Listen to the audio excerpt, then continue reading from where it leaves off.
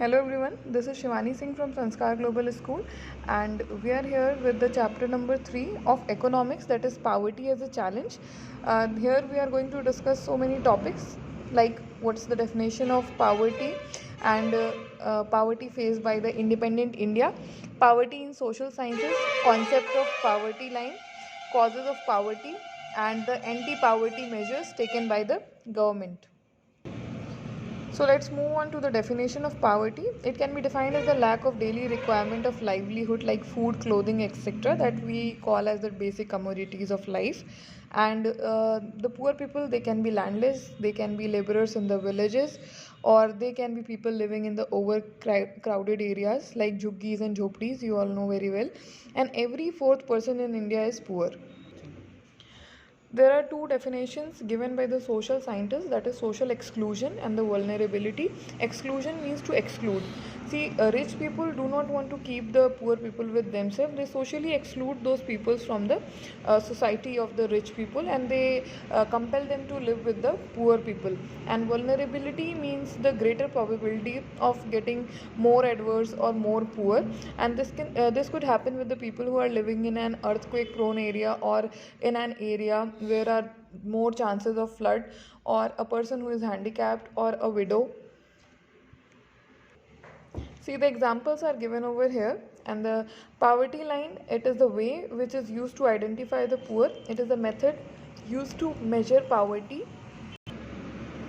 So in this method of poverty, it is measured that with the help of consumption and the income level of people are categorized under the above poverty line and below poverty line. So many poverty estimates are given in your book.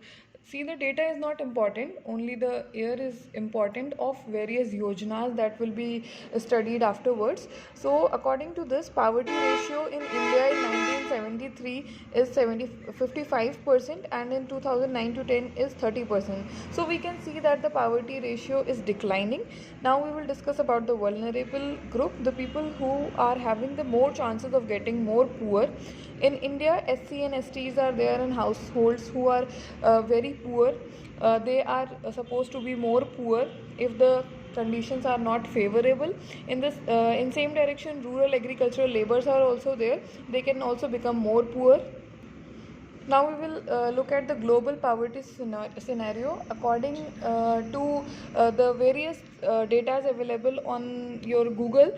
You can see that various countries are there. Indian subcontinents are also there which are poor.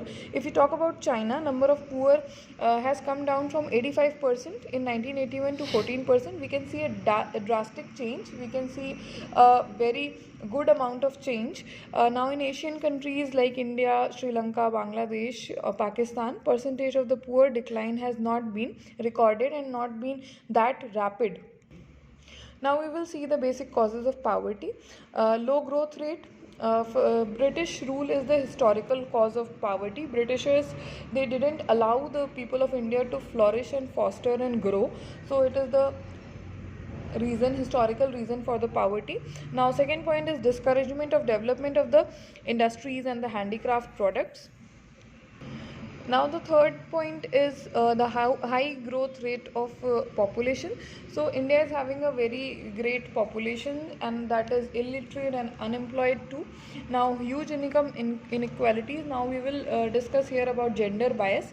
Females are getting less amount of wages as compared to the men by doing the same amount of work. This is commonly seen in India.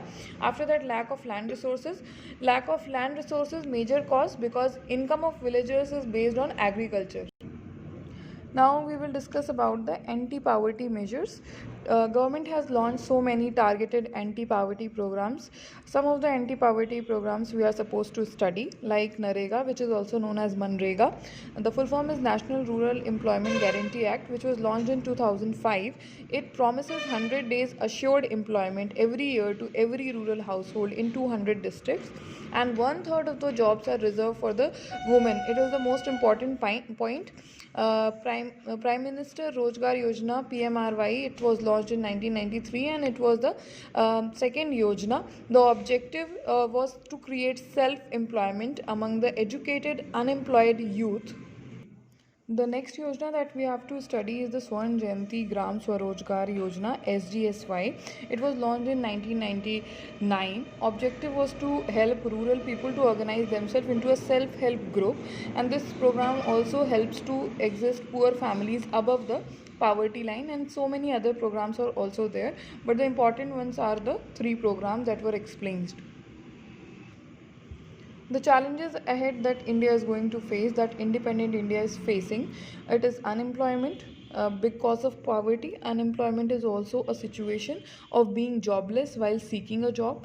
Child labor is there. It is a situation where a child is employed for earning money. Child labor is very dangerous.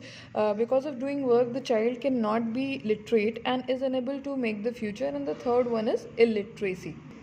So, summing up the chapter, we can say that India is suffering from poverty and poverty should be eradicated, and the yojana and the schemes launched by the government should reach to the needy people. Thank you.